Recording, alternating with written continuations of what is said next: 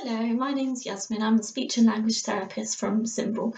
Welcome to the third video in this series. Today's topic is prepositions. So prepositions are a class of words that describe the position of an object, such as in, on, under, in front of, behind, next to, above, below. There's a huge list of prepositions, but the ones I've just mentioned are the ones that we would usually work on to begin with. I'm going to talk through a few activities you can do at home to support your child's understanding and use of prepositions, hopefully with things that you can find around the house. Remember when teaching any new words to make sure that your child understands the words before you expect them to be able to use them. Hopefully I'll show you what I mean in some of the activities that I'm going to show you. So the first activity is hide Teddy. It doesn't have to be a teddy, but find a toy and a box for this activity. So I'm going to use a teddy, but you can use anything that your child finds engaging or motivating, and then you'll need a box. Your box can be a big box, a small box, it doesn't matter on the size of the box. Or if you can't find the box, you could use a bag, as long as it's big enough to do up and put something on top of in various different places. You could use a Tupperware box or toy box or anything like that, really. So sit facing your child with your box and your teddy or your toy in between you, and explain to your child that you're going to play a hiding game. Okay, so what you're going to do is you're going to put the teddy in various different places. You're going to hide the teddy, and explain where you're hiding it. So, oh, look, Teddy is on the box. Okay, Teddy's going to hide again. Teddy is in the box. And this time, Teddy's going to hide under the box. Teddy's under the box. To make it a little bit more interesting, you could ask your child to close their eyes. So, close your eyes, don't peek, Teddy's going to hide. And then, ready? Teddy is in the box. And then explain to your child that Teddy wants to hide some more and needs their help. So give the toy to Teddy, give the teddy to your child and say, right, can you hide Teddy in the box? Put the teddy in the box. That's right, Teddy is in the box. Very good. Okay, can you hide Teddy under the box? Now, if they do it wrong, you could say, oh, nearly, Teddy is on the box. Teddy wanted to go under the box. So again, you're giving a model to show them what you meant using those words and repeating those phrases. So try to keep it positive. So we're not saying, no, I didn't say Teddy on the box.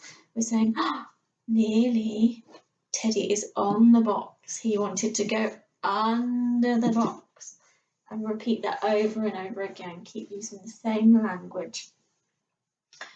And then you can take it in turns. So now your child can tell you where to hide the box. So you've checked they've understood those words by they were listening to where they had to put Teddy. So now it's their turn to tell you where to put Teddy. So repeat the activity, give them a chance to be the teacher. Okay, and then you can play hide and seek together. So around the house, in the garden, playing hide and seek. So one of you counts and one of you goes to hide. So if the child goes off to hide, when you found them, comment on where they are. So, oh, I found you, you were under the table, and so on. So you're repeating those prepositions and they're hearing them more and more. And then when it's your turn to hide, they're unlikely to come and find you and say, oh, I found you, you were on the chair. So instead of getting them to say that, you can say, oh, you found me, I was on the chair. Or you could ask them, where was I hiding? And hopefully they'll say, you were on the chair. So it's just a little bit more practice. Another thing you can do is setting up an obstacle course. So again, you can use your teddy and your box various different items and set up an obstacle course for your teddy to get from one room to another. So say from your living room to your kitchen. So Teddy, and to explain to your child, Teddy's got to get all the way to the kitchen, but there's lots of things in the way. So give your teddy to your child and give them instructions of what to do when they get to each object. So for example, here's our first obstacle. Teddy's got to go over the box. Over the box. And then we get to our next obstacle. Teddy's got to go under the chair. So hopefully they put the teddy under the chair. And the same thing as before, if they do it wrong, just model it back and say, oh, Teddy was supposed to go under the chair. Teddy needs to go under the chair. And then switch roles again so that they can be the teacher and give you the instructions. And when they're giving you the instructions, sometimes if you do it wrong, pause and see if they notice. So they might say, put Teddy over the box. So instead of going over, you're going to go under the box. Did you say under? And they might say, no, I said over. Ah, Teddy needs to go over the box. So you're checking their understanding as you're playing the game. And then you could also do it as an obstacle course together. So you could say, if you're feeling brave enough, you could set up some furniture in the house, do an obstacle course around the house or in the garden, and comment on what you're doing as you're doing it. So I'm going to go over this chair. Next, I'm going to go under the table.